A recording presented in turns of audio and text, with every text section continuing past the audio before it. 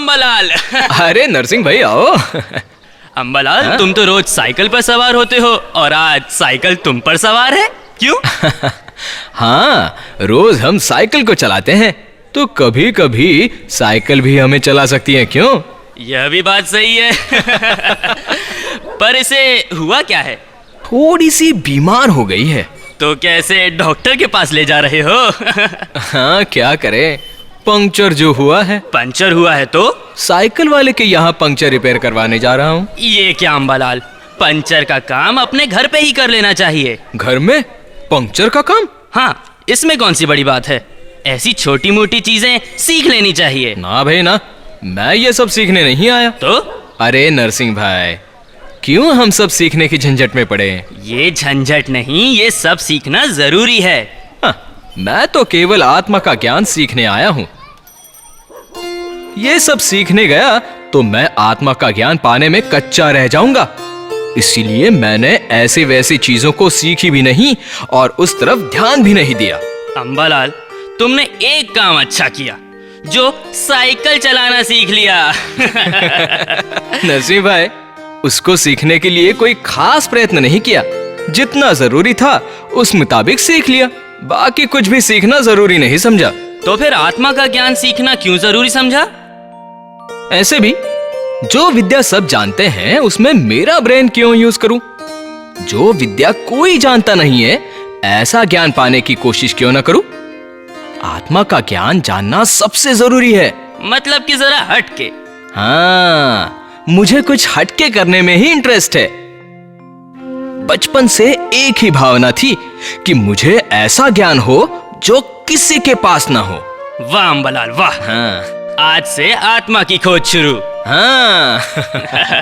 आओ जो तरे। हाँ, आओ जो, आओ जो। ए अंबालाल, तुम अपने आप को क्या समझते हो? ये जो तुम्हारी हेकड़ी है ना, वो सारी हेकड़ी में चुटकी बजा के निकाल दूंगा। मुझे पता है तुम्हारे आसपास जी हुजूर करने वाले बहुत हैं, चमचे कहीं के हैं?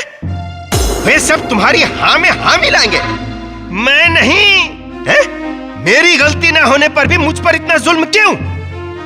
अब मैं सहने वाला नहीं, सामना करने वाला हूं। एक एक ऐसी सुनाऊंगा कि तुम्हारी नानी याद आ जाएगी। हम सगे संबंधी है तो क्या हुआ है? सगे संबंधी क्या जुल्म सहने के लिए है? आज मैं बोलूंगा और तुम सुनोगे।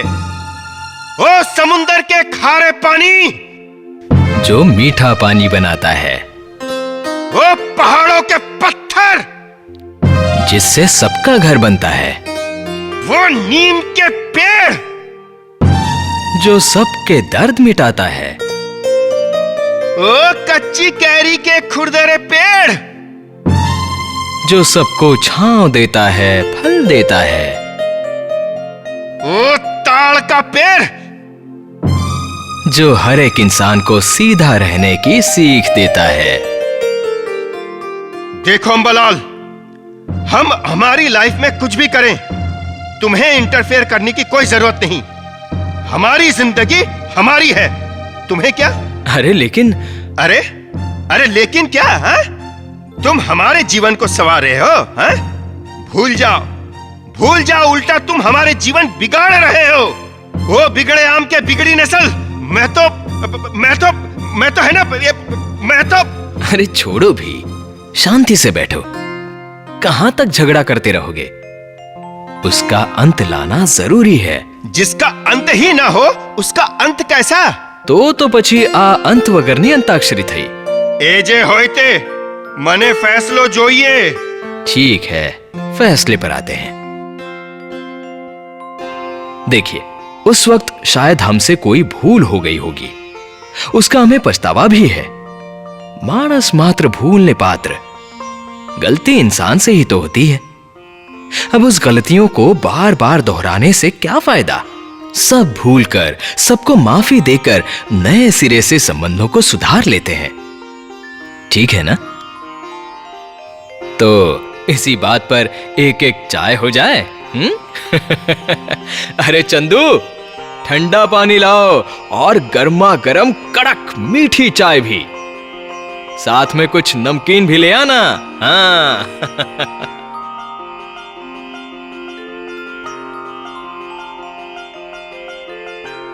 अरे अरे अरे अरे, ये सब हाजिर भी हो गया? तुम तो छोटी छोटी बातों में बहुत हड़बड़ा जाते हो। चलो पहले ठंडा पानी पी लो। हाँ हाँ हाँ हाँ। हाँ, अब चाय के साथ साथ नमकीन का भी आनंद लीजिए। लीजिए लीजिए।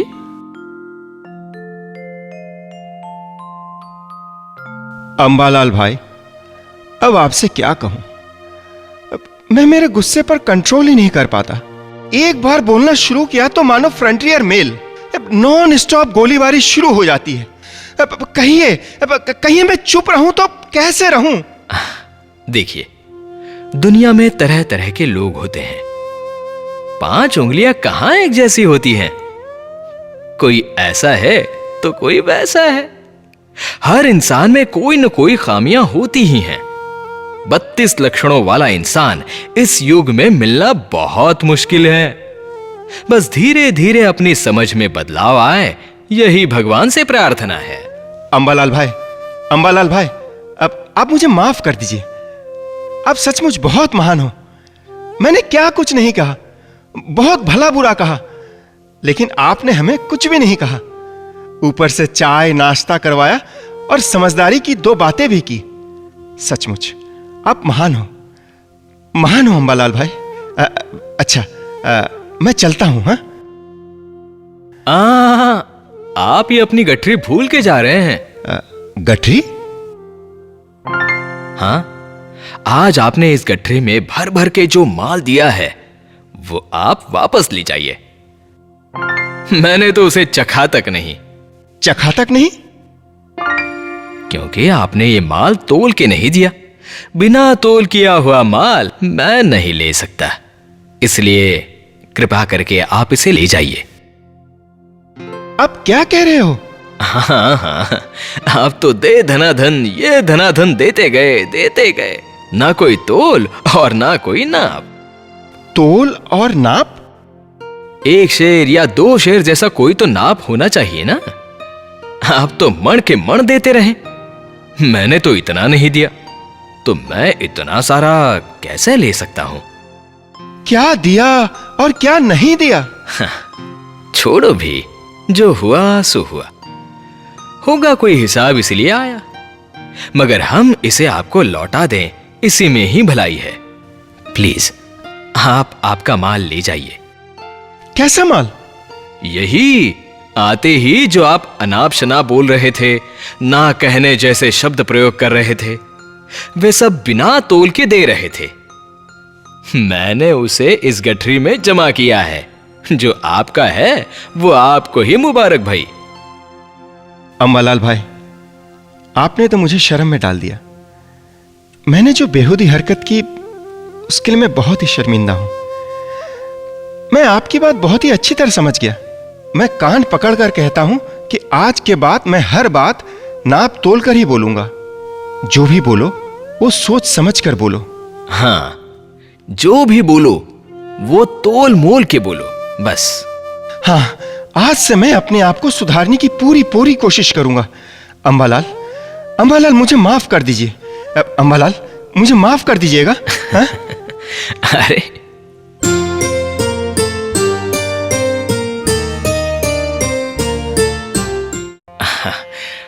महात्मा, आइए यहां बैठते हैं।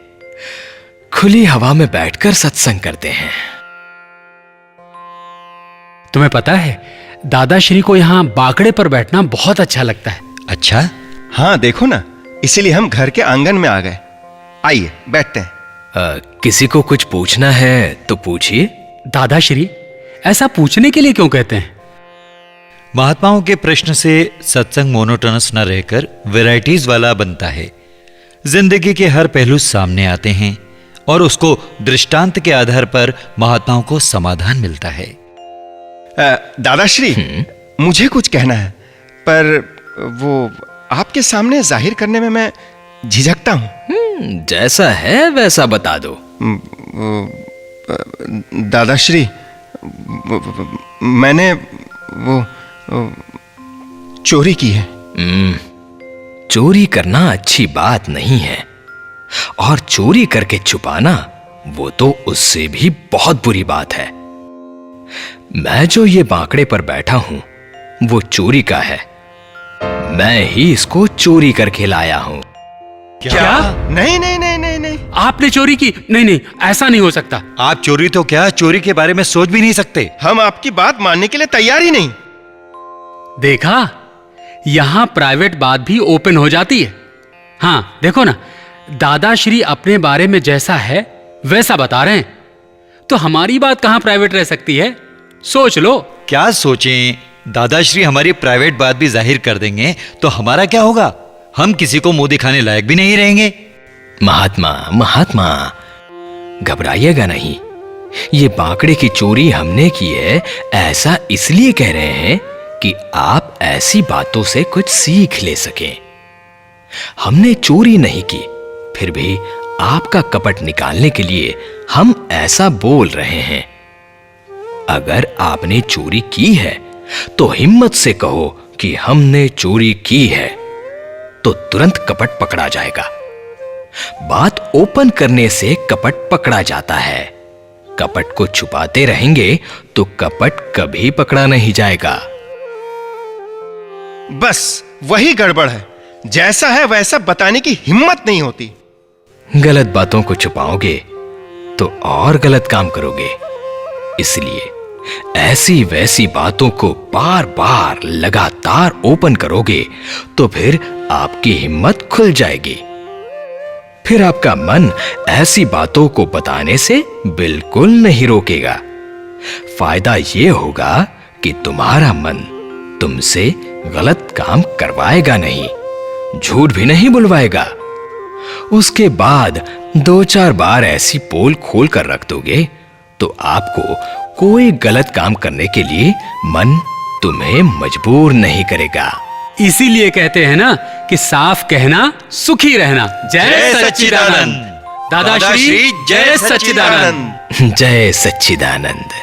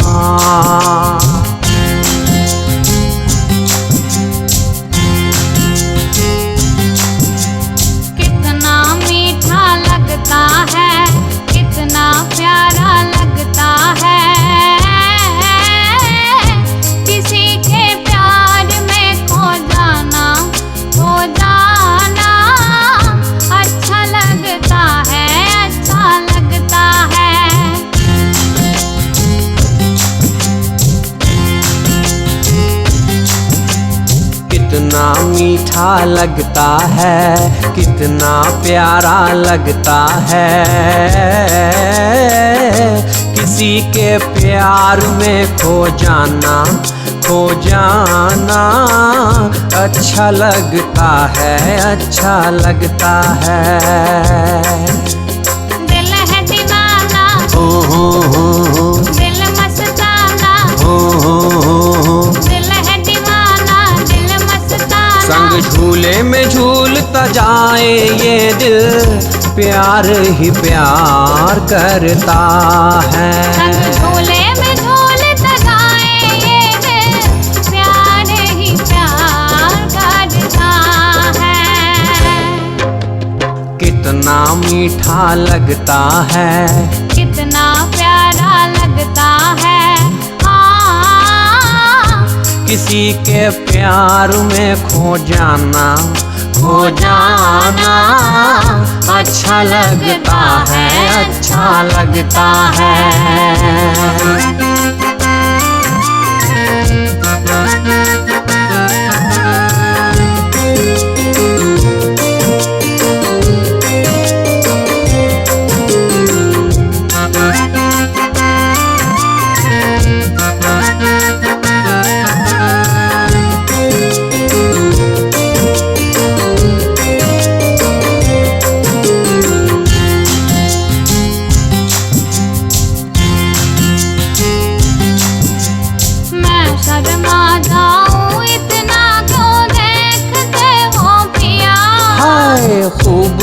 खूबसूरत हो तुम इतनी, अब रह ना पाए जिया। मैं शर्मा जाऊं इतना, क्यों देखते हो पिया। हाय खूबसूरत हो तुम इतनी, अब रह ना पाए जिया। इन होठों पे सजाऊं, हो तेरी सांसों में समाऊं। हो इन होठों पे सजाऊं, तेरी सांसों में समाऊं। तेरा साथ निभाता जाए ये दिल, सजदा ये तेरा करता है। तेरा साथ निभाता जाए ये दिल, सजदा ये तेरा करता है। कितना मीठा लगता है, कितना प्यारा लगता है। हाँ, किसी के प्यार में खो जाना, खो जाना अच्छा लगता है, अच्छा लगता है, अच्छा लगता है, अच्छा लगता है, अच्छा लगता है, अच्छा लगता है।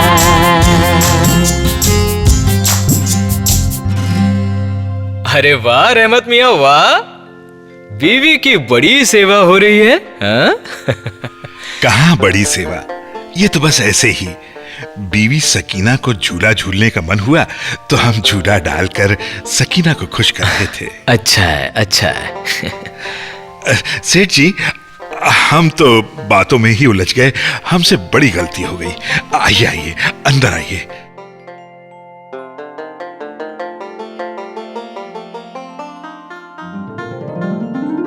आप हमारी झोपड़ी में तशरीफ लाए, ये देखकर हमारा दिल बाग बाग हो गया, मानो महलों का हाथी आज झोपड़े में आ गया।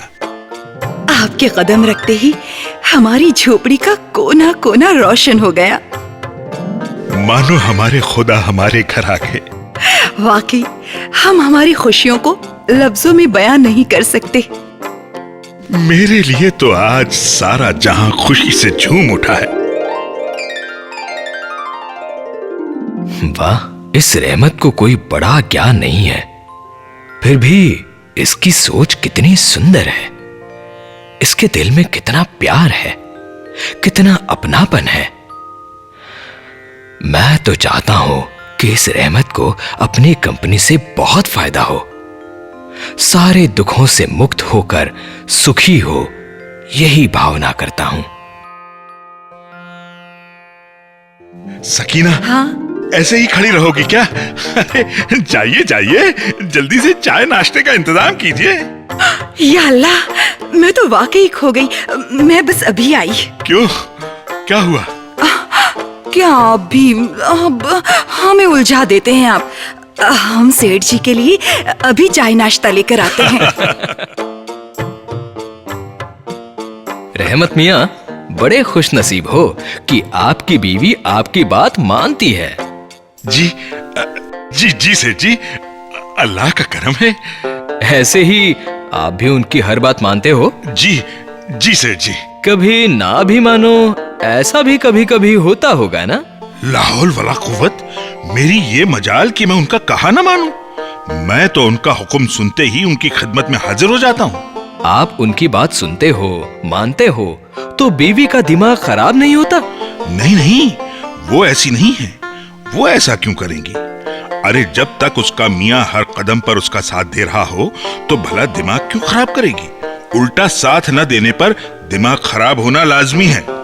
हमारे लोग तो बीवी का हुक्म न मानने में ही अपनी शान समझते हैं।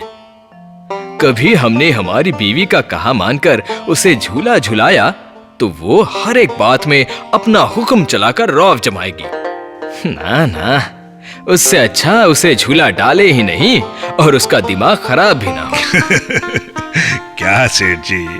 रहमत, इतनी छोटी सी जगह में तुम कैसे रह पाते हो? सेठ जी क्या करें, हम जैसे बंदों के लिए इतनी जगह भी बहुत है। अल्लाह का शुक्र है। आप लोग कहाँ सोते हो? सेठ जी यहीं सो जाते हैं। पर कैसे? रसोई के टाइम में ये किचन बन जाता है। मेहमान के आते ही लिविंग रूम बन जाता है और रात को सोते वक्त यही बेडरूम बन जाता है। वाह, बहुत बढ़िया। रहमत जी सेठ जी। तुम्हारी बीवी के साथ तुम्हारा कभी झगड़ा वगड़ा होता है? लाहौल विला कुव्वत, ये क्या कह दिया सेठ जी? झगड़ा, वो भी बीवी से? कभी नहीं। हम बाहर वालों से कितना भी झगड़ लें, लेकिन बीवी से कभी नहीं। घर आकर बीवी के साथ बड़े प्यार से पेश आते हैं। मैं बीवी के साथ झगड़ा करूं इतना बेवकूफ नहीं हूं। कौन अपने पैर पर जानबूझकर कुल्हाड़ी मारेगा? वो दिन को रात कहे तो मैं भी रात मान लेता हूं, और रात को दिन कहे तो हम बहस नहीं करते। बहस एक तरह से बकवास ही है, जो हमें कतई पसंद नहीं। चलो ठीक है, मान लिया कि तुम बहुत एडजस्टेबल हो, लेकिन बीवी कभी झगड़ा करे तो? हाँ, उस वक्त उसे समझा बुझाकर मना लेता हूँ। सहला फुसला कर कहता हूँ, सकीना, सकीना। जाओ, हम आपसे बात नहीं करते। अरे कुछ कहो भी। हम आपसे रूठे हैं। क्यों? हमारे मियाँ होकर भी हमारी बात सुनते नहीं, हमारी कोई बात मानते नहीं, तो हम भी आपको जानते नहीं। जाओ। अरे मेरी प्यारी सकीना, अच्छा हुआ जो तुम रूठ गई। हाँ? हाँ हाँ हाँ, तुम्हें मनाने का मौका जो मिला। आहा, बड़े आए मनाने वाले। सकीना, तुम तो जानती हो हमारा काम कैसा है। सारा सारा दिन धूप में काम करने पर भी बड़े साहब लोग हैरान परेशान करते रहते हैं। उनको तो हम कुछ नहीं कह सकते, क्योंकि वो अपने नहीं हैं। लेकिन तुम तो मेरी अपनी हो ना। सुबह का निकला हुआ जब शाम को घर लौटता हूं, तो तुम्हें देखने के लिए मेरी आंखें तरसती हैं, क्योंकि तुम्हें देखकर सुकून मिलता है, सारी थकान दूर हो जाती है। ऐसे में तुम हमें प्यार भरी निगाहों से ना देखो तो मैं तो जीते जी मर ही गया समझो। चुप चुप चुप चुप चुप चुप चुप हो जाइए। या अल्लाह, आइंदा ऐसी बेहुदी बातें नहीं करेंगे। कसम खाइए आप। कसम से कभी ऐसी बातें नहीं करूंगा। ठीक है, तो तुम मान गई ना? तुम मुझे गुस्सा ना दिलवाओ तो, नहीं तो मैं। चुप चुप चुप चुप। वाह रहमत मियाँ, वाह, तुम्हारा बीवी को मनाने का अंदाज काबिले तारीफ है वाकई। फिर भी कभी इतना बड़ा झगड़ा हो जाए कि एक दूसरे से बात तो ठीक, मुंह देखना भी पसंद ना करो, तब ऐसी हालत में दोनों को शांति से नींद आ जाती है क्या? सेठ जी, यहाँ 2-3 मंजिले का मकान होता तो मैं बीवी से रूठकर तीसरी मंजिल पर जाकर सो जाता। लेकिन जैसे मैंने पहले कहा कि ये जगह सोने के टाइम बेडरूम बन जाती है। एक यहां मुंह करके सोए तो दूसरा उस तरफ मुंह करके सोए। सारी रात नींद नहीं आती। अब जाएं तो जाएं कहां? जहां करवटें बदलना भी मुश्किल होता हो, वहां झगड़ा मुमकिन ही नहीं। इसलिए हम दोनों दुखी न रहकर खुश मिजाज में ही रहते हैं। अल्लाह ताला ने जो जिंदगानी दी है वो बहुत ही अच्छी है सेठ जी। हाँ, बस तुम्हारे जैसी समझ हर मियाँ बीवी में हो।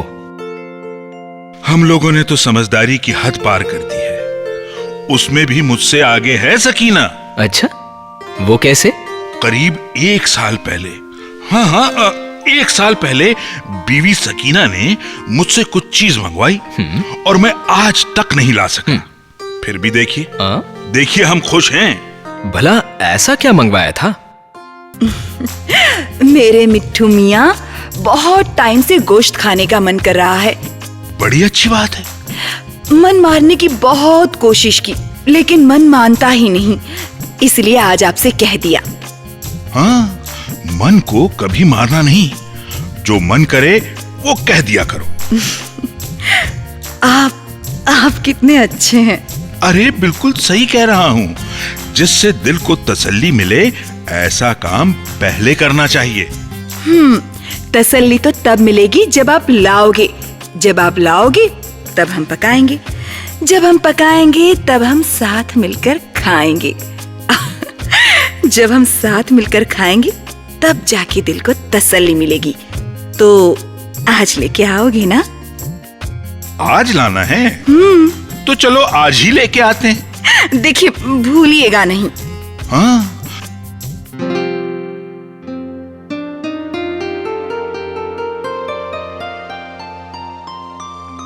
सकीना, सकीना, मैं आ गया।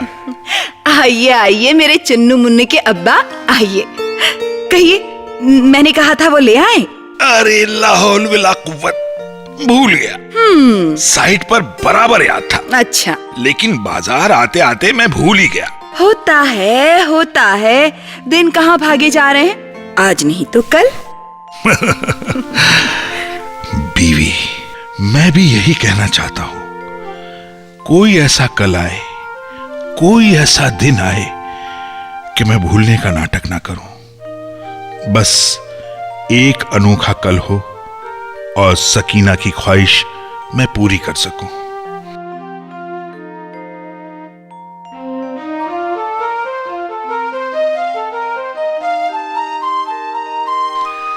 सकीना, मुझे पता है आज भी नहीं लाए होंगे। उम्मीद रखो, आज नहीं तो कल। कल कल करते करते 3 महीने हो गए, पता है आपको? क्या करूं, तुम तो मेरी हालत जानती हो। आज समय साथ नहीं दे रहा है। समय का खेल ही निराला है। मैं कहाँ जिद कर रही हूँ, आप खामखा दिल छोटा कर रहे हैं। हाँ, उसमें क्या हो गया? हमारा भी वक्त जरूर आएगा, हमारी भी उम्मीद पूरी होगी। क्यों जी, ठीक कहा ना मैंने? हाँ? वाह, सचमुच तुम जैसी बीवी ही मुझ जैसे को संभाल सकती है, क्योंकि तुम बहुत ही समझदार बीवी हो सकीना। बहुत बहुत बहुत ही समझदार हो। आप भी ना।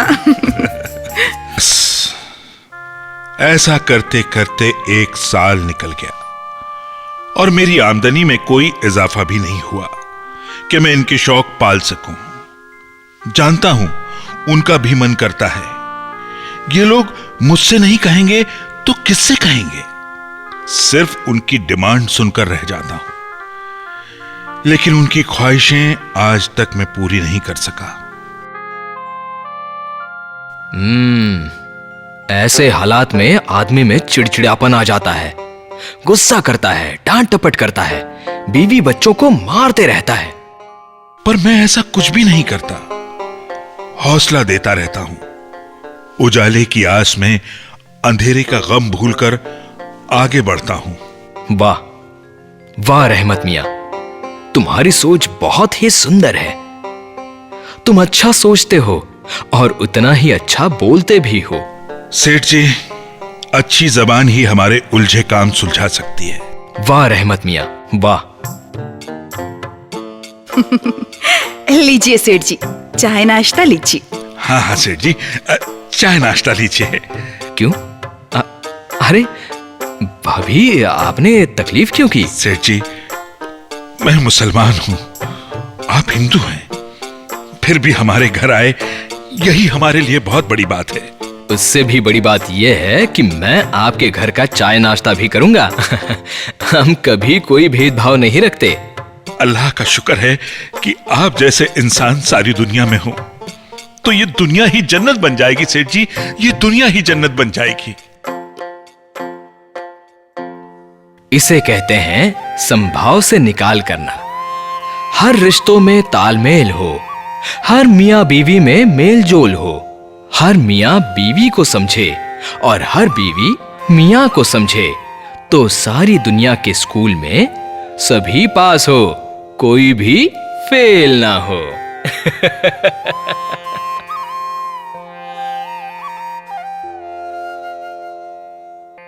दादाश्री, आपका इस टाइम सोनगढ़ आना जाना काफी रहा, नहीं? हाँ, सोनगढ़ में हम लोगों ने लकड़ी का बिजनेस शुरू किया था। वहां 100 मील थी। ऐसे कॉन्ट्रैक्टर का बिजनेस भी बहुत अच्छा चल रहा था। फिर भी लोभ, यहां से लूट लूं या वहां से लूटूं। हमारे पार्टनर कांतिलाल की थोड़ी सी लोभ वृत्ति थी, जबकि मुझमें लोभ वृत्ति शुरू से ही नहीं थी। तो सोनगढ़ जाना आपको अच्छा लगता था? हाँ, मुझे बाहर घूमना अच्छा लगता था, इसलिए महीने 2 महीने में मिल का कारोबार देखने चला जाता था। सभी काम में बराबर निगरानी रखता था।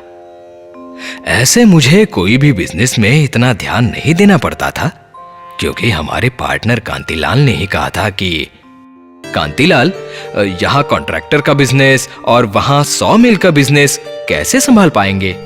अंबालाल, 100 मील का सारा कारोबार मैं संभाल लूंगा। आप सिर्फ 2-3 महीने में आते रहिएगा।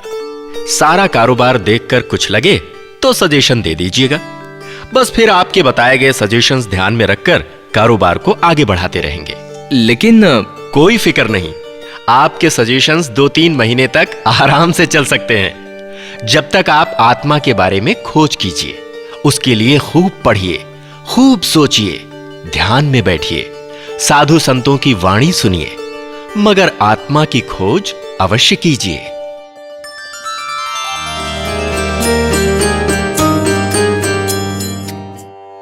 वाह दादाश्री, आप तो सचमुच सर्वज्ञ हो। बिजनेस में भी सही सजेशंस देते हैं और आत्मज्ञान में भी सही मार्गदर्शक बनते हैं। अरे ये सब चल रहा था, उतने में एक बिजनेसमैन मेरे पास अपनी बड़ी सी ऑफर लेकर आया।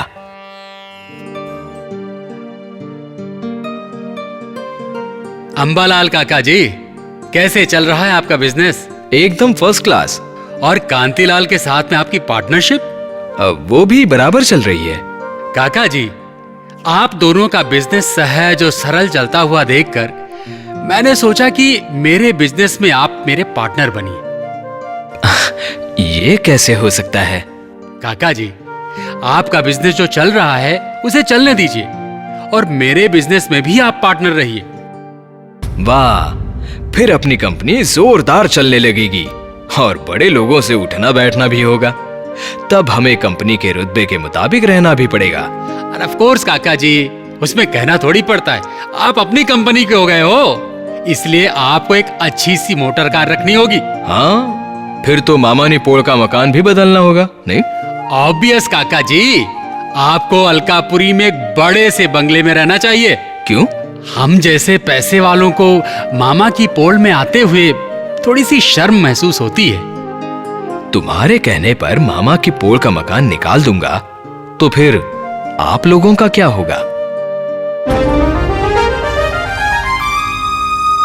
हम कुछ समझे नहीं। जब आप लोगों का बिजनेस में घाटा होता है या और कुछ गंभीर समस्याएं आती हैं, तब आप रोते रोते यहां मामा की पोल में आते हो।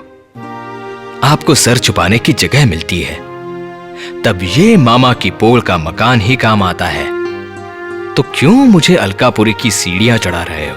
काका जी, आपकी बात 16 आने सच है। हम लोग कभी दूर की सोचते ही नहीं है। जो ठीक लगा वो कह दिया। मगर आप एक अच्छे ऑर्गेनाइजर हैं।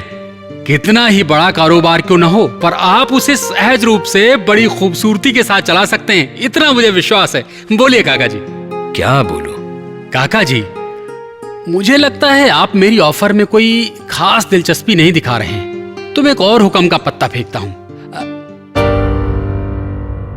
सुनिए, मैं आपको 12 महीने में पूरा 1 लाख रुपए दूंगा, गाड़ी भी दूंगा। आपको कंपनी में कुछ करना नहीं है। आप जब चाहे तब आइए। कंपनी मुनाफा करेगी तो आपका उसमें हिस्सा रहेगा। कंपनी घाटा करेगी तो वो सिर्फ मैं भुगतूंगा। कंपनी शायद घाटे में चली भी तो आपको ₹1 लाख मिल जाएगा। हाँ। इसमें कोई दो राय नहीं। हमारे कॉन्ट्रैक्टर के धंधे में 12 महीने में हम दोनों के हिस्से में 15-20 हजार मुश्किल से आते हैं। हाँ, और ये मुझे ₹1 लाख दे रहा है। फिर भी मैं इसके साथ पार्टनरशिप करना ही नहीं चाहता। हाँ। काका जी, हाँ, मैं मेरे अनुभव से ही कह रहा हूं कि मेरे पार्टनर कांतिलाल बहुत ही अच्छे हैं। उनसे हमारी बहुत ही अच्छी तरह जमती है। हमारे बिजनेस में जो भी हमें मिलता है उससे हम बहुत संतुष्ट हैं। हमें लाख वाख रुपयों की लालच नहीं है। हम दोनों सारा सारा दिन साथ में ही रहते हैं और भक्ति सत्संग करके खुश हैं। ऐसे उम्दा पार्टनर को छोड़कर कहां मैं तुम्हारी भांजगढ़ में आऊं। कभी तुम्हारा रुपया मिलने पर मुझे रुबाब आ जाए और मैं किसी को कुछ समझूं ही नहीं, ऐसा हो जाए तब? नहीं नहीं, मैं जहां हूं वहीं ठीक हूं। तुम्हारी ऑफर तुम्हें ही मुबारक। कोई बात नहीं काका जी, फिर कभी सोचेंगे। आओ जो। आओ जो, आओ जो।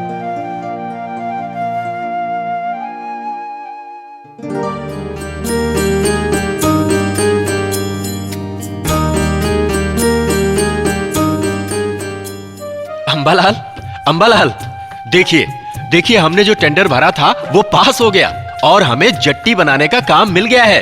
वाह वाह वाह, आपने बहुत ही अच्छी खबर सुनाई। एलिफेंटा की जट्टी बनाने का काम हमें मिल गया है। इससे बढ़िया और क्या बात हो सकती है। तो चलिए अब आगे का प्लान बनाएं। कांतिलाल, वो एलिफेंटा में वीरजी भाई रहता है, उसका क्या हुआ?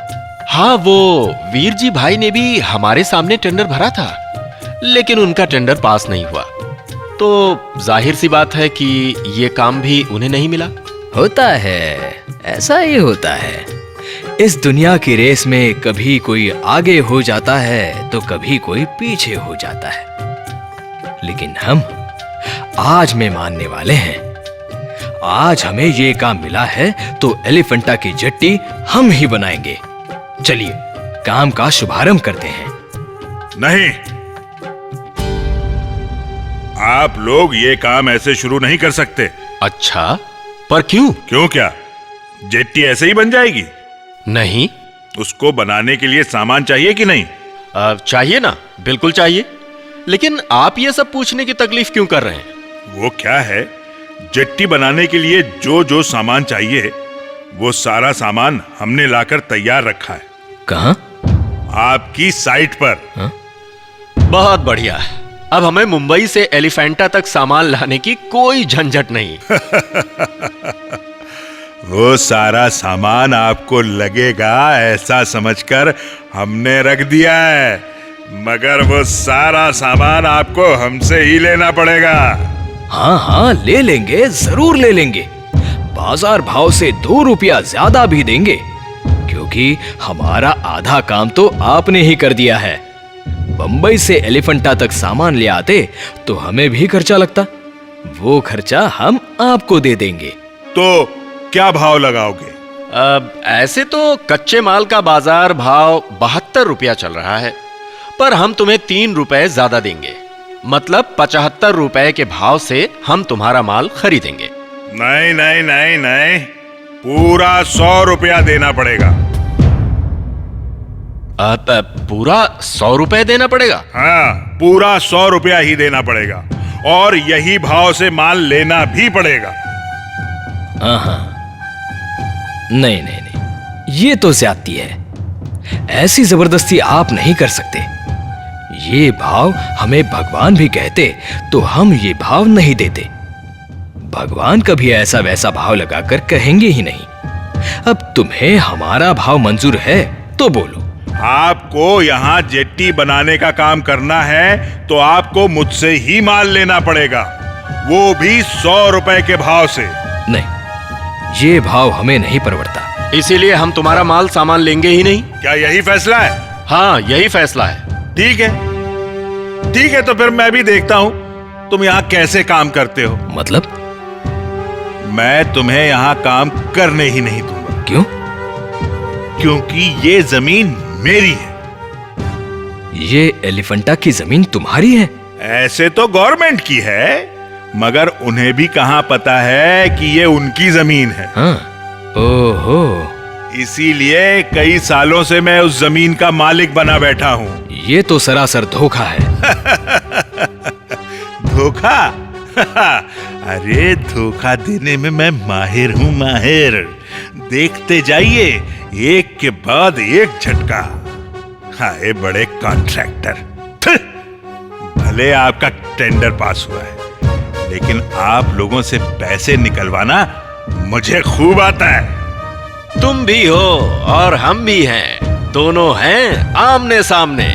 ऐसा है तो आज से और अभी से उल्टी गिनती शुरू कर दो। आज से आपकी बर्बादी के दिन शुरू।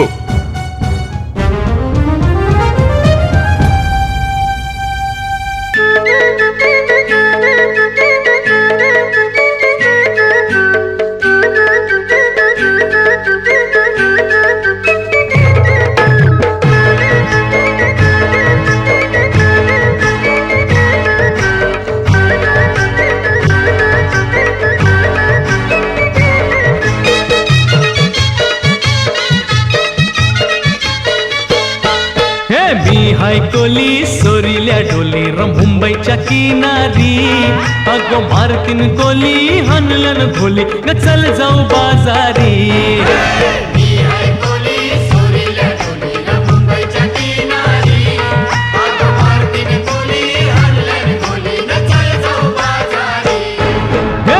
हाय कोली सोरील्या डोली र मुंबईच्या किनारी, अगो मारतीन कोली हनलन खोली ग चल जाऊ बाजारी।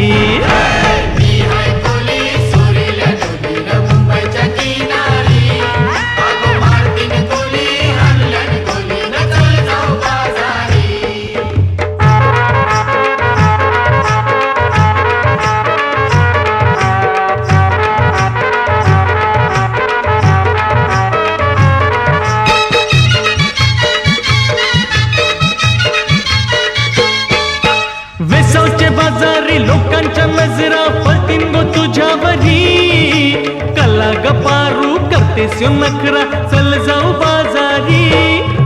वेसावचे बाजारी लोकांच्या नजरा पडतीन गो तुझ्यावरी, कला गपारू करतेस यो नखरा चल जाऊ बाजारी।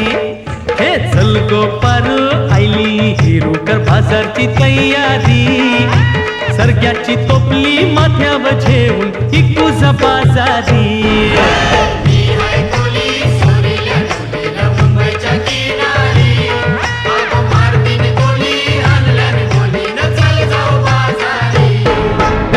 हाय कोली सोरील्या डोली र मुंबईच्या किनारी, अगो मारतीन कोली हनलन खोली ग चल जाऊ बाजारी।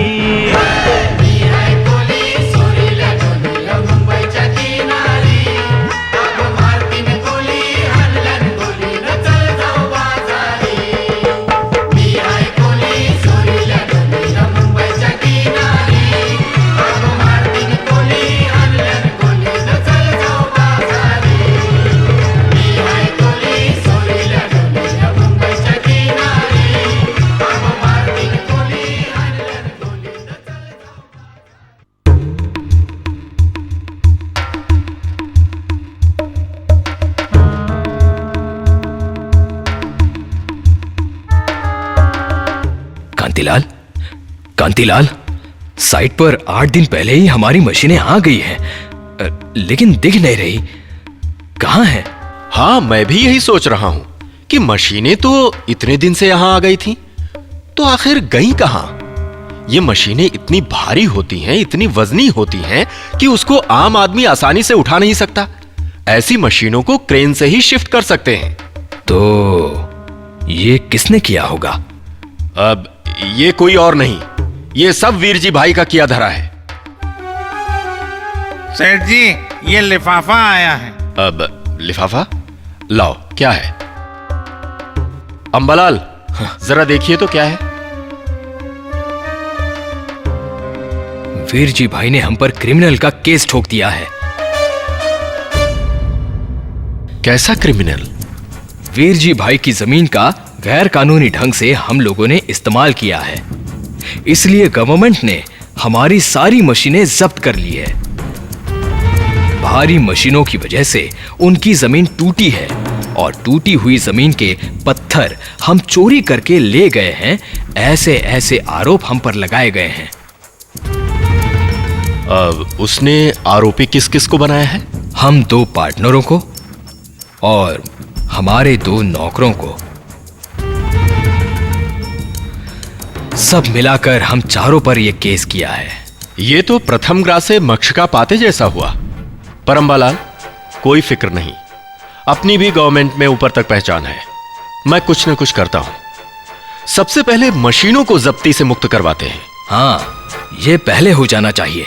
ऐसे एक एक आरोपों से हम यूं ही मुक्ति पालेंगे। अच्छा है, पहले ये मशीनों का प्रॉब्लम सॉल्व हो जाता है तो आगे का रास्ता आसान हो जाएगा। अंबालाल, इतना आसान नहीं है, फिर भी एक एक करके प्रॉब्लम्स जरूर सॉल्व कर लेंगे। हाँ, बस पॉजिटिव सोच ही हमें आगे ले जा सकती है। Thank you Ambalal, thank you.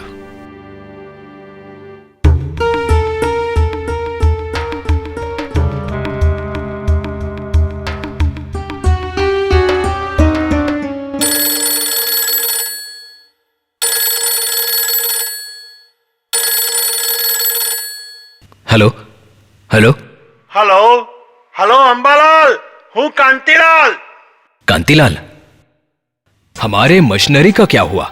Ambalal, machinery तो गवर्नमेंट से छुड़वा ली, लेकिन हम आसमान से टपके तो खजूर पर लटके। मतलब? अरे वीर जी भाई ने तो हमें कहीं का नहीं छोड़ा। उसने तो क्रिमिनल केस करके हम पर वारंट भी जारी करा दिया है, वो भी अनबेलेबल वारंट। कांतिलाल, आपकी तो गवर्नमेंट में अच्छी तरह जान पहचान है ना? अंबालाल, वही जान पहचान की वजह से हमारी मशीनरी को हम छुड़वा कर लाए। हमारी जो भी जान पहचान है वो सीधे साधे लोगों से है, जबकि वीर जी भाई की पहचान टेढ़ी मेढ़ी चाल चलने वालों के साथ है। ऐसे ही अफसरों को अपने यहां बुलाकर पार्टी करते हैं, नॉन वेज खिलाकर और दारू पिलाकर उनको अपनी ओर कर लेते हैं। इसीलिए वो अपने साथ इतनी बेरुखी से बात करता है। उन अफसरों को घूस खिलाकर हमारे खिलाफ झूठा वारंट भी निकलवाया। हाँ, कांतिलाल, वीर जी भाई को जितना दौड़ना है उतना दौड़ने दीजिए। एक न एक दिन वो जरूर थकेगा, तब उससे एक कदम भी नहीं चला जाएगा। झूठ हमेशा 3 पैर वाला टेबल होता है, उसके ऊपर कैसे भी करके खड़े हो जाओगे मगर गिरना तो है ही। 3 पैर वाला टेबल का सहारा लिया है जो बेसहारा कर ही देता है।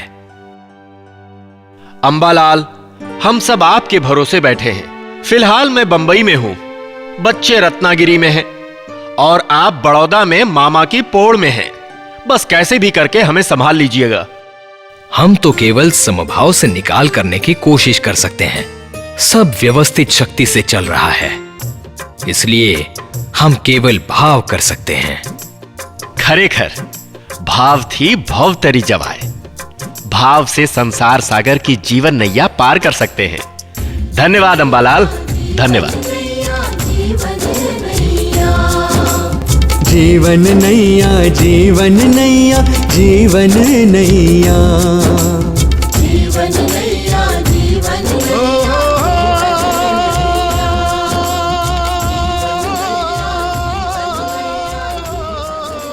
ये क्या मामा की पोड़ है? जी हाँ, यही मामा की पोड़ है। अंबालाल पटेल का घर कहाँ है? ये कोई 3 मकान छोड़ के है, मगर बात क्या है साहब? हमें कॉन्ट्रैक्टर साहब से कुछ काम है।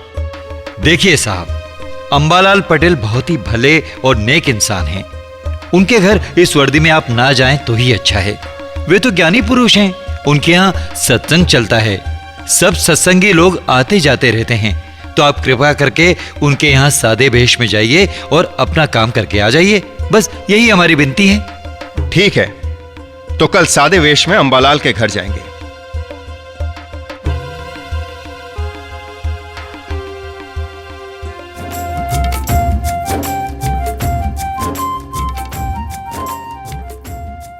दादाश्री, ये भाई साहब हरिपरा के हैं, जो बारडोली के पास में है। हाँ हाँ हाँ हाँ हाँ, कुछ साल पहले हरिपरा में कांग्रेस की कॉन्फ्रेंस थी। उस समय सुभाष चंद्र बोस भी थे, तब मैं भी वहां गया था। उस वक्त आप खादी पहनते थे? मैं भला क्यों खादी पहनूं? मैं तो बोस की का शर्ट पहनता था। तो क्या आप सत्याग्रह में थे? नहीं नहीं नहीं नहीं नहीं, मैं सत्याग्रह वाला नहीं हूं। मैं तो मोक्ष के लिए हूं।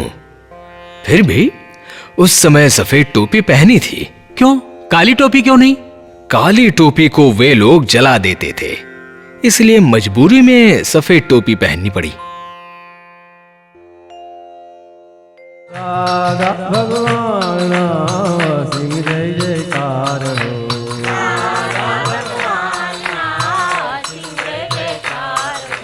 दादा भगवान सिंह जय जयकार हो। दादा भगवान सिंह जय जयकार हो। जी नमस्ते। नमस्कार। नमस्ते नमस्ते। ओ हो, आइए आइए, पधारिए, बैठिए। सत्संग चल रहा है, आप भी शामिल हो जाइए। अरे यहाँ हम आकर कहाँ फंस गए? हाँ, यहाँ तो सत्संग चल रहा है। अरे बीच में कैसे कहें? अरे इससे अच्छा पुलिस की वर्दी में आते तो झटपट काम निपट जाता।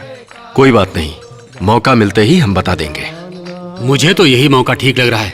चलो बता देते हैं। एक मिनट, अंबालाल भाई जरा सुनिए। जी कहिए। हम पुलिस हैं, सादे वेश में आए हैं। आपके नाम वारंट निकला है, देख लीजिए। बिल्कुल करेक्ट है साहब, ये तो हमारे नाम ही वारंट है। साहब, आपको जल्दी तो नहीं है ना? ऐसे कोई खास जल्दी नहीं है, पर तो ठीक है, थोड़ी देर बैठ जाइए, मैं अभी आपके साथ ही आता हूं। चंदू, 4-5 कप चा मुगजो। अरे नहीं, क्या जरूरत है? ना, अरे साहब, आप हमारे यहाँ से चाय पानी पिए बिना नहीं जा सकते, ये बात तो तय है।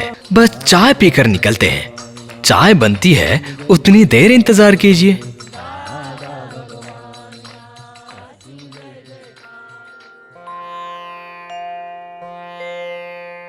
महात्मा, केवल उपदेश से उतना कोई कुछ नहीं सीख पाता।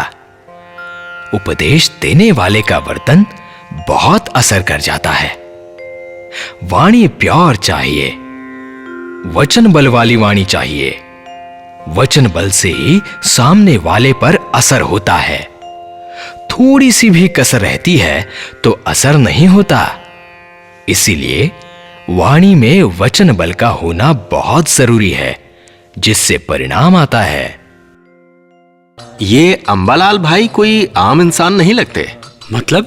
अरे उनके ऊपर वारंट है, फिर भी न डर न दुख न चिंता, एकदम नॉर्मल। हाँ, बिल्कुल निश्चिंत होकर सत्संग कर रहे हैं, मानो कुछ हुआ ही ना हो। ऐसा है तो एक जुलाब की पुड़िया दे देते हैं, फिर देखो संडास तक पहुंच ही नहीं पाएंगे।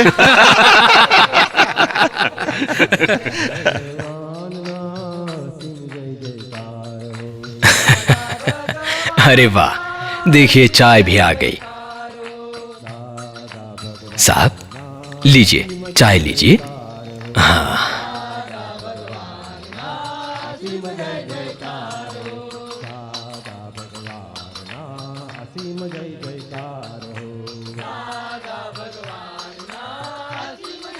साहब चाय पी ली?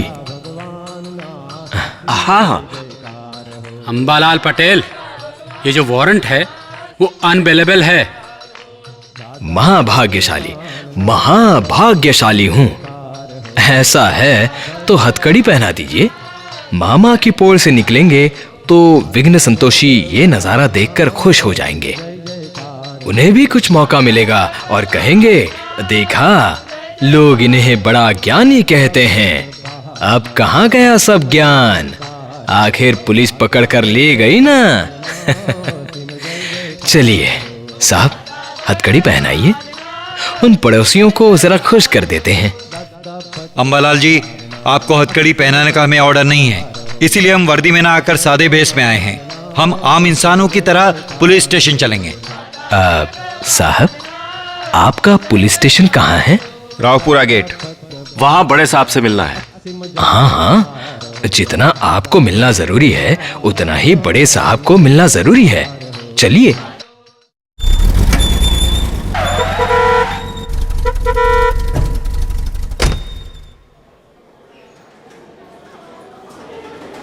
सलाम साहब। अरे आप इन्हें क्यों ले आए? मैं तो इन्हें जानता हूं। आइए बैठिए। साहब, ये वही स्वामी हैं। क्या बात कर रहे हो? सच कह रहा हूं साहब, यही स्वामी हैं। ठीक है, इनका अनबेलेबल वारंट है। फिर भी मैं आपको ऑर्डर करता हूं कि इन्हें 200 रुपए का जामीन देकर छोड़ दीजिए। ठीक है।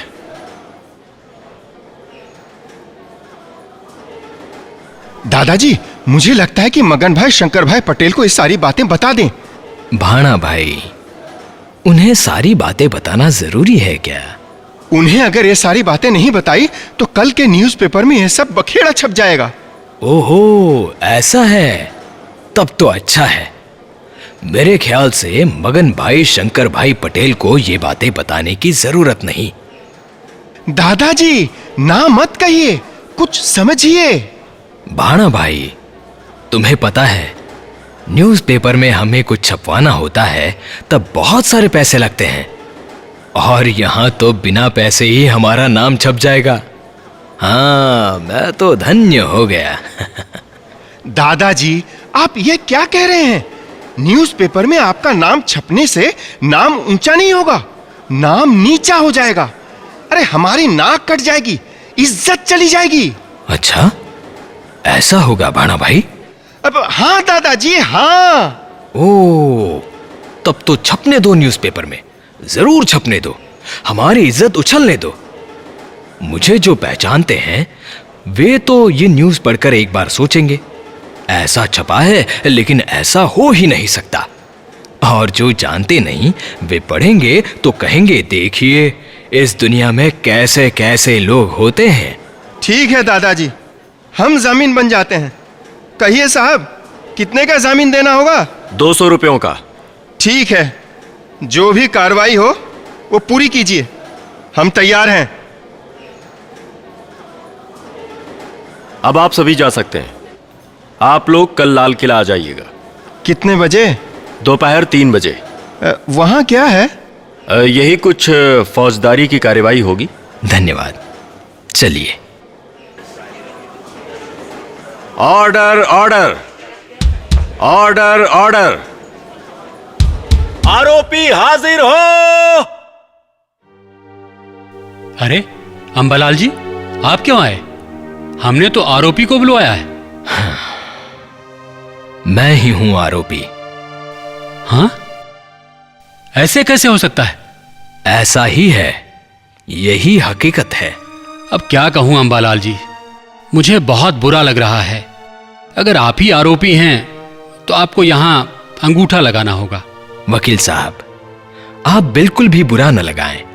मैं आपको दुखी दिखता हूं? नहीं ना? तो फिर आप अपनी कार्रवाई पूरी कीजिए। मैं तो पाटीदार की बिरादरी में सबसे फर्स्ट क्लास फर्स्ट आया ऐसा महसूस कर रहा हूं।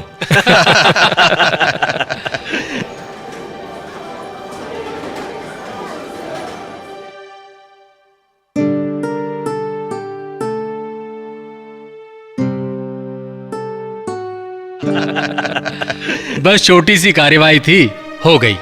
जाइए, सब घर जाइए। बाकी कार्यवाही हम पूरी कर लेंगे। धन्यवाद, चलिए। क्या करें? नहीं करते इस बात को 6-7 महीने हो गए, फिर भी इस केस का निपटारा अभी तक नहीं हुआ। हाँ, फौजदारी का केस है, इसीलिए अपनी धांधल धमाल यहाँ नहीं चल सकती। तारीख भी नहीं ले सकते। उनकी दी हुई तारीख पर कैसे भी करके हाजिर रहना ही है। वकील भी किया है मगर कुछ समझ में नहीं आता। देखते हैं आगे क्या होता है। हाँ, इंतजार ही इसका हल है। वही तो मुश्किल है। मगर कोई चारा भी तो नहीं। ये कोर्ट कचहरी, तौबा तौबा। दादाजी, वकील अभी तक आए नहीं है और मजिस्ट्रेट साहब ने हमें बुलवाया है। क्या करें? मजिस्ट्रेट साहब ने बुलवाया है तो चलो जाके मिलते हैं। जज साहब, यहां आपके ऊपर सिर्फ 25 रुपए की चोरी का आरोप है। यह आरोप बहुत बड़ा नहीं है, इसीलिए आप इसे कबूल कर लीजिए। आप कबूल करते हैं तो मैं 25 रुपयों का जुर्माना भरने की आपको सजा सुनाता हूं। आप 25 रुपए भरेंगे तो आपको इस केस से मुक्ति मिल जाएगी। दादाजी, वो अपने वकील आ गए हैं। जज साहब, मैं मेरे वकील से बात करके आपको मेरा निर्णय बताता हूं। मुझे थोड़ी देर के लिए आज्ञा दीजिए। ठीक है, आप अपने वकील से बात करके आइए।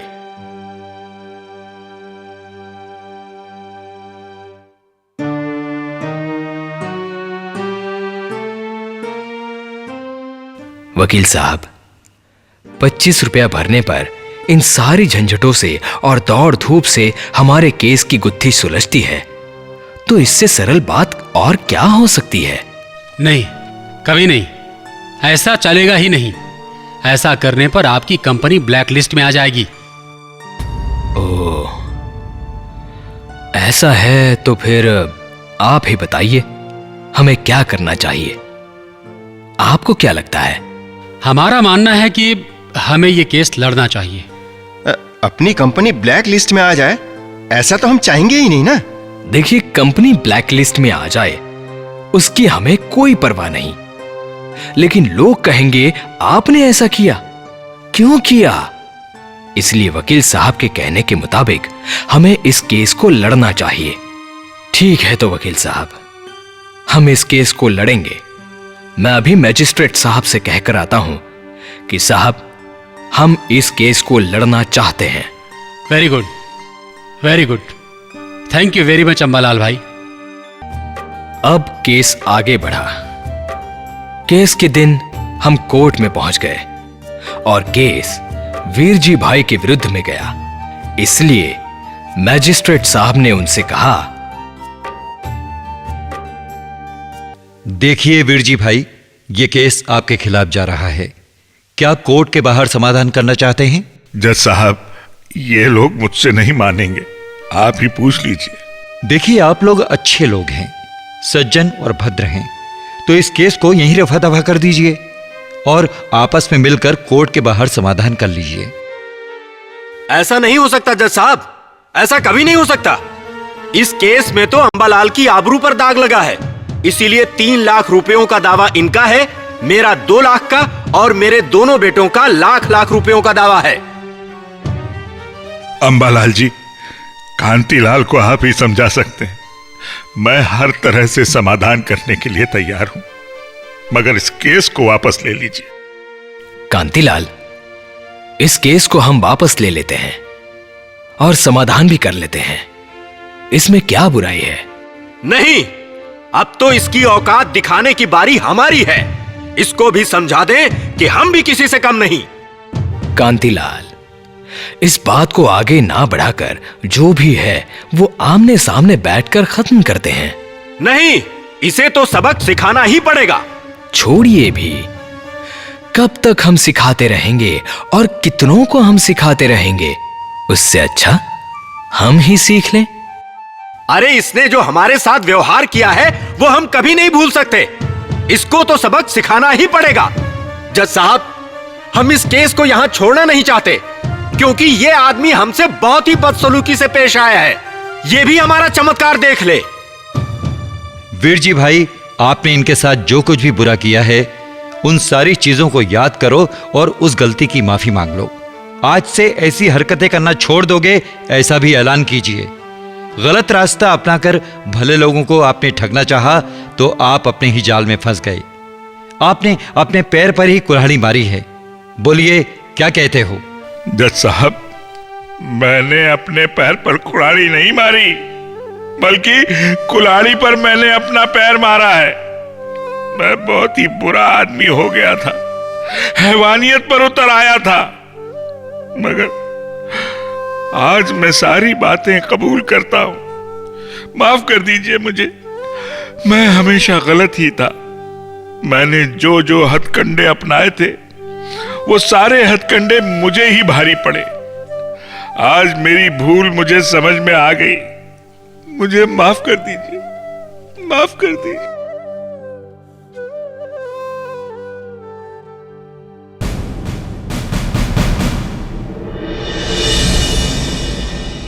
कांतिलाल, इतने कठोर क्यों?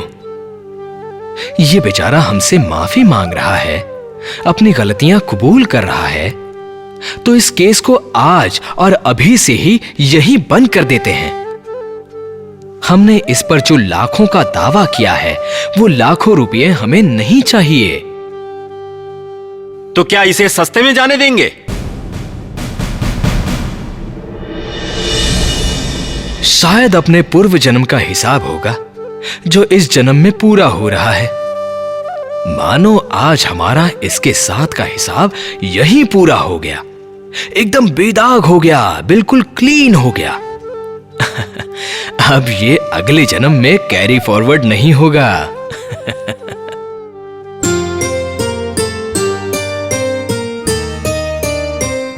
ठीक है अंबालाल, आप कह रहे हैं तो ऐसा ही होगा।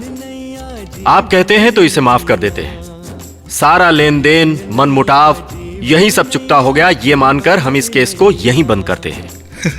थैंक्स, थैंक यू अंबालाल भाई, थैंक यू कांति भाई।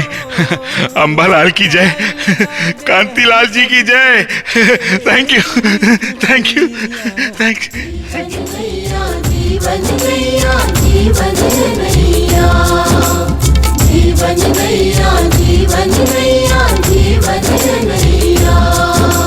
हे महात्मा, दादा भगवान ने अपने जीवन के प्रसंगों को यहाँ उजागर किया है तो केवल हमारे लिए, हमें सीख देने के लिए, हमारी जीवन नैया पार लगाने के लिए। दादा भगवान आज हमारे सामने प्रत्यक्ष हैं। परम पूज्य कनु दादाजी।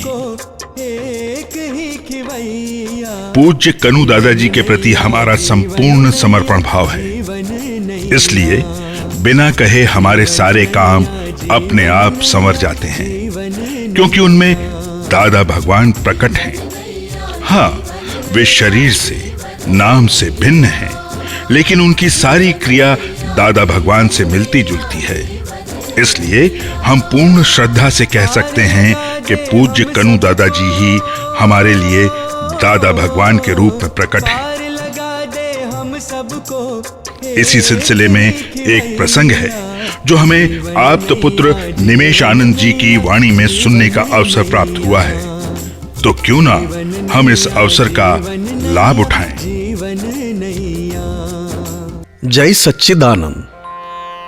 मुंबई में सत्संग था, तब की ये बात है। दादा भगवान अपने कमरे में आप्त पुत्रों के साथ बैठे थे। इतने में दादा भगवान ने एक आप्त पुत्र से कहा, ये हार लीजिए। बाहर सत्संग हॉल में बहुत सारे महात्मा बैठे हैं, उनमें से आप जिसे चाहो उसे ये हार पहनाकर वापस आ जाइए। दादाजी की आज्ञा से आप्त पुत्र हार लेकर दादा भगवान के कमरे से बाहर आए और सत्संग हॉल में बैठे हुए महात्माओं को उत्सुकता से देखने लगे कि हार किसे पहनाया जाए। किसे पहनाया जाए? दादाजी ने आज्ञा की है, तो इस हार के लिए किसे चुना जाए? इतने में एक कोने में कनु भाई साहब पद्मासन लगाकर आंखें बंद करके भक्ति करते हुए दिखे। ओहो, उन्हें देखकर आप्त पुत्र की द्विधा का अंत आ गया और तय कर लिया कि यह हार कनु भाई साहब को ही पहनाया जाए। वहां पहुंचकर आप्त पुत्र ने खुश होकर तुरंत कनु भाई साहब को हार पहना दिया। हार पहनाते ही कनु भाई साहब की आंखें खुली तो देखा गले में एक हार है। उसके बाद आंखें ऊपर हुई तो आप्त पुत्र खड़े हुए दिखे। उन्हें देखकर नमस्कार किया। आप्त पुत्र ने भी नमस्कार किया। वापस कनु भाई साहब आंखें बंद करके भक्ति करने लगे। उसके बाद आप्त पुत्र दादा भगवान के कमरे में वापस लौटे। दादा भगवान ने आप्त पुत्र से कहा, आपने हार पहनाया? जी दादाजी। किसे पहनाया? कन्हू भाई साहब को पहनाया। बहुत बढ़िया। उस हार को पहनने के लायक कोई है तो वह एक ही व्यक्ति है, केवल और केवल कन्हू भाई साहेब। कन्हू भाई साहब तो भावी तीर्थंकर है। ऐसी बातें जब भी होती है तो सामने वाले के गुणों के आधार पर होती है, जो हर एक हृदय को स्पर्श करती है। प्रसंगोचित परम पूज्य कन्हू दादाजी दादा भगवान की गोद में पले बड़े हैं। दादा भगवान ने ही हमें प्रकट ज्ञानी पुरुष कन्हू दादाजी की पहचान करवाई है। दादा भगवान ने कहा था कि कन्हू भाई साहेब ने 1963 में ज्ञान लिया। उसके बाद हम दोनों के बीच कोई आया नहीं है। कन्हू भाई साहेब हमारा हृदय है। मुझ में और कन्हू भाई साहेब में एक तिल भर का भी फर्क नहीं है। कन्हू दादाजी करीब 25 साल से मन, वचन और काया से स्वयं को बीच में न लाकर सिर्फ और सिर्फ दादा भगवान को ही प्रकाश में लाए हैं। दादा भगवान की वितरागता को उन्होंने प्रकाशमान किया है। यह बात बड़ी अलौकिक है। इसलिए दादा भगवान और कन्हू दादाजी में बड़ी साम्यता है। कॉस्मोजेनेटिक इंजीनियरिंग का एक बहुत बड़ा प्रदान है। यह प्रदान स्वरूप ज्ञानी की लिंक है, और यह लिंक इस धरती के मुमुक्षु जीवों को मुक्ति के पथ ले जाने के लिए सदा कार्यरत रहते हैं। ऐसे ज्ञानी पुरुष को हम हृदय में प्रस्थापित करें और हम उनके जैसा बनने का प्रयत्न करें। मैं कहता हूं कन्हू दादाजी मेरे हैं। आप्त पुत्र कहते हैं कन्हू दादाजी हमारे हैं, और महात्मा कहते हैं कन्हू दादाजी हम सबके हैं। बस इस खुशी में अपना काम निकाल लीजिए। हम निश्चित रूप से कहते हैं कि परम पूज्य कन्हू दादाजी द्वारा हमारा मोक्ष है, मोक्ष है और मोक्ष ही है। जय सच्चिदानंद।